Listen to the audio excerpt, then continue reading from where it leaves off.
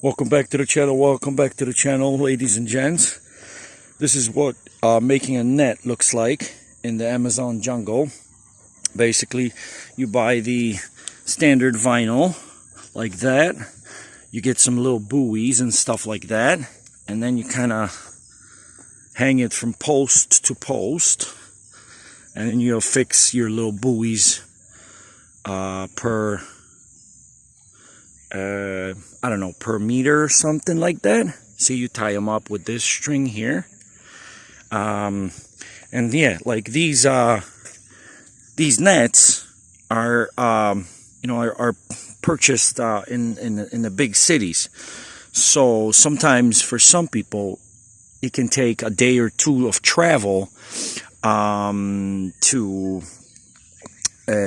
buy something like this and then bring it back. But then at least you got a nice net for maybe 3, 4, 5, 6 months, depending on what kind of fish you catch and how many fish, how big, because a lot of fish basically have like thorns and scales, and there's prehistoric fish in the river that actually have thorns. It's called turushuki. I've caught a few in the past, and I've got some in my pond right now, and of course I'll show you guys one day when we catch one what kind of thorns they actually have on the end of the tails. And when they whip, man, they will go through this net like nothing, so maybe 3-4 months, and then you gotta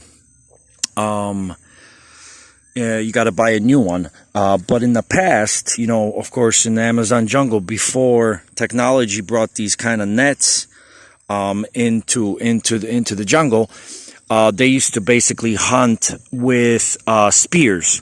So you get this little thing called, like right now, they also import them, and it's like a little 3-prong kind of spear called the flecha. Here they call them a flecha. And then you gotta affix it to like a floating stick. So you gotta find the right wood, the exact type of wood that will float. So if you miss the fish, the entire spear will float up, because of course the tip of it is iron or steel. But before, of course, before that, before people started importing stuff into here, they used to just basically sharpen a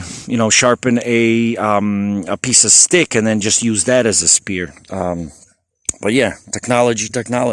Here you got a little radio solar charger. But yeah, this is what it looks like, guys.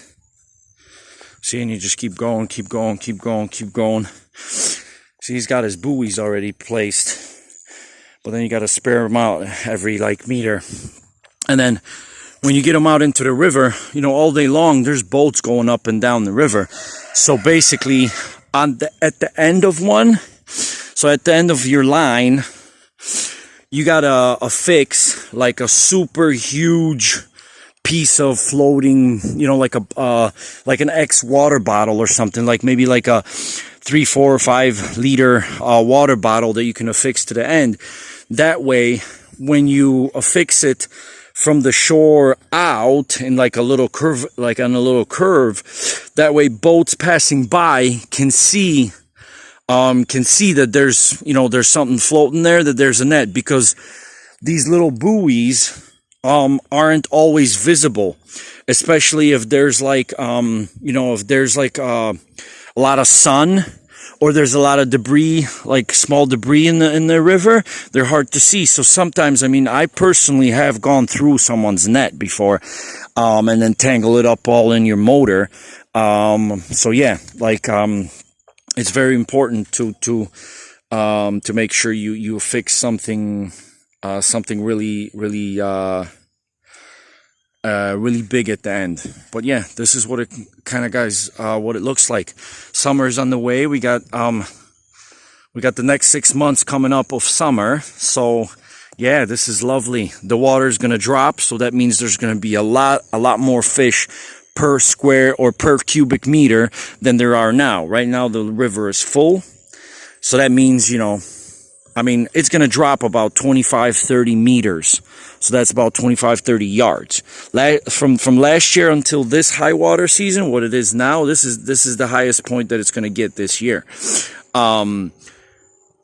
It dropped like about 35, 40 meters from last year. Like when I measured the last point that it was at its driest point until now, it was, yeah, about 35, 40 meters. So this is crazy. How much, how much more fish there are going to be in the summer.